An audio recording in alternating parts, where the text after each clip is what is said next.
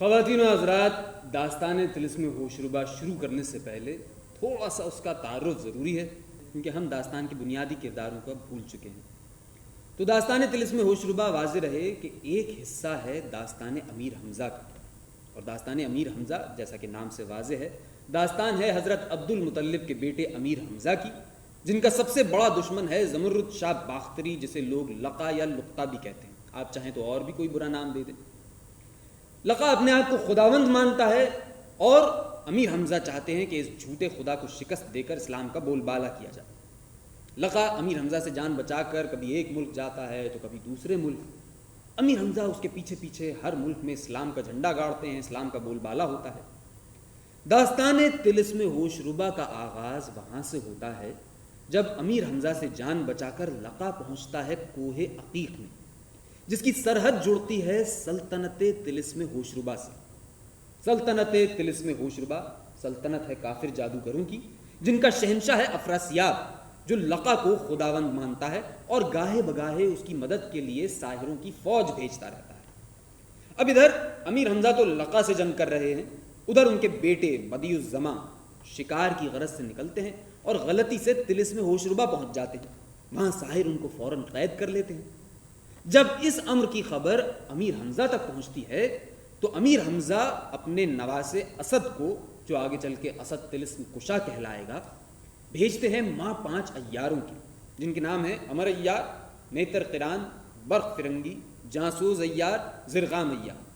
یہ 5 عیار جا کر طلسم ہوشربا کو فتح کریں گے۔ اب داستان یہاں سے شروع ہوگی کہ اسد طلسم کشا بھی طلسم ہوشربا میں جائیں گے اور گھر لیے جائیں گے۔ ہم جو قصہ سنائیں گے وہ یہ ہوگا کہ امر عیار کے پاس جیسے ہی اس امر کی خبر آئے گی کہ اسد بھی قید ہو گئے، تو یہ جا کر اسد کو آزاد کروائیں گے سکندر جادو سے۔ اب سوال یہ کہ عیاری کیا ہے؟ عیاری جادوگری نہیں ہے، کیونکہ جادوگری تو کافروں کا کام ہے، یہ ہم نہیں کرتے۔ ہم وہی کام کرتے ہیں جس میں ہم اچھے ہیں، یعنی دھوکہ دڑی، یعنی بیوقوف بنا کے اور اس طرح سے جو ہے طلسم کو فتح کیا جائے گا۔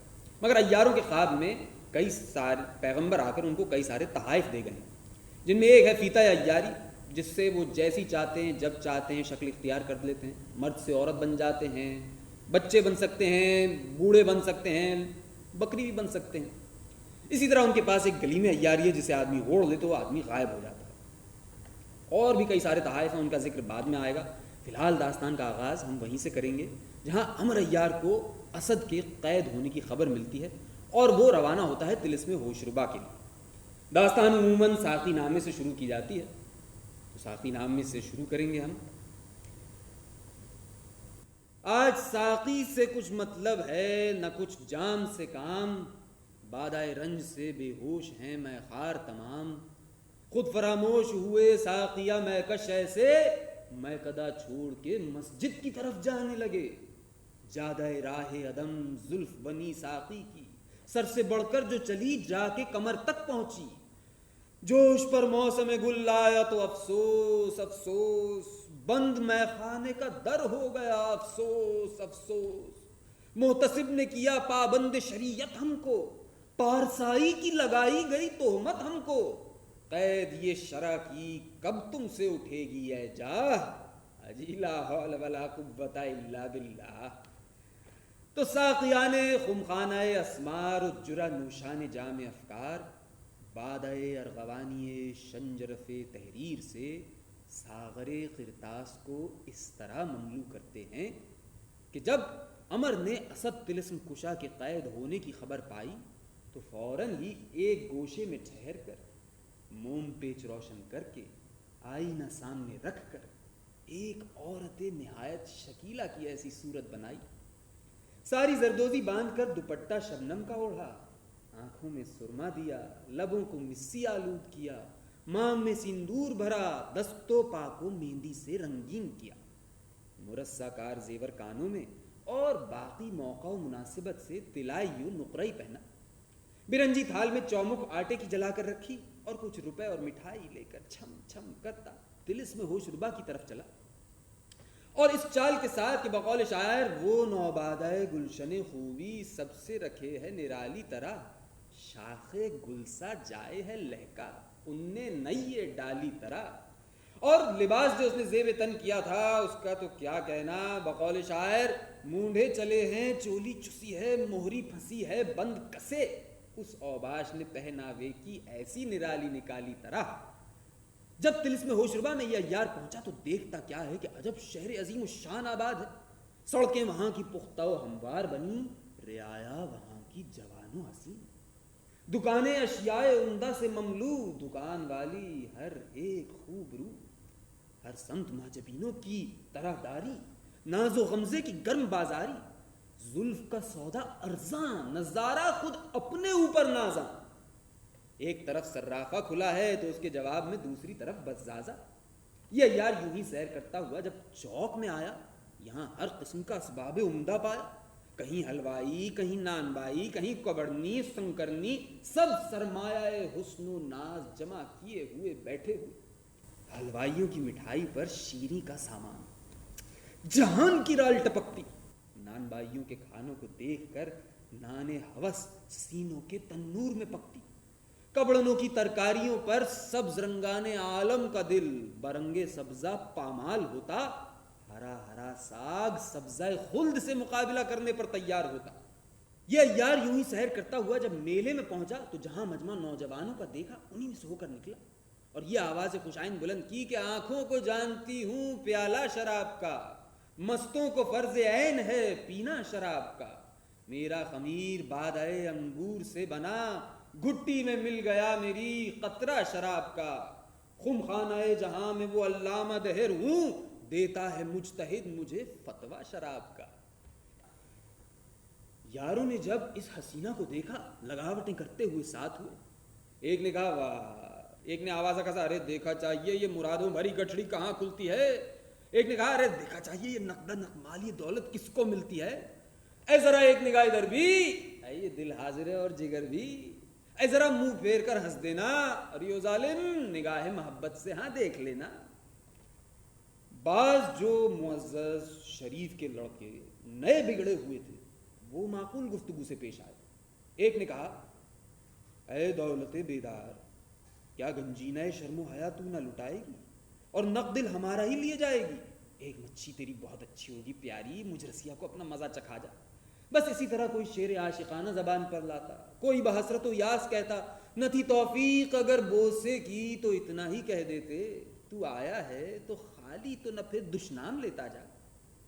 اس نازنین نے جب یہ کلمات عاشقانہ سنے تو ناز و غمزے کے لشکر کو ان جوانوں پر حملہ کرنے کا حکم دیا۔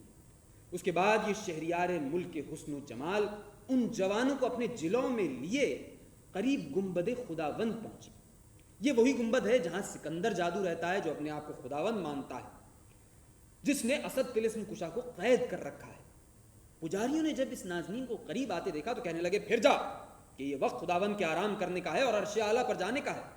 اس نے کہا میں شب کو یہاں نہیں ٹھہر سکتی، فوراً گر جاؤں گی، تو مجھے اندر آنے دو، خداوند میری آواز سن کر عرش پر سے فرش پر اتر آئیں گے۔ اے آپ مجھے بلا کر کیا فلک اعظم پہ چلے جائیں گے؟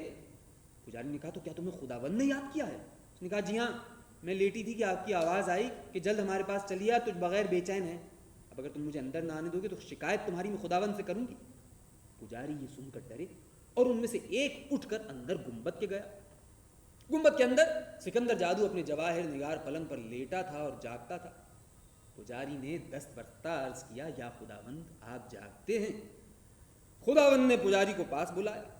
پجاری نے جملہ حال زنے با حسن و جمال کے آنے کا عرض کیا۔ خداوند نے اپنی کرامت ظاہر کرنے کو کہا ہاں وہ بندی قدرت کی سچ فرماتی ہے، ہم ہی نے اس کو یاد کیا ہے، جا جلد اس کو بھیج دے۔ پجاری نے عیار کو اندر پہنچا دیا۔ عیار نے اندر آ کر خداوند کے تخت کے گرد پھرنا شروع کیا۔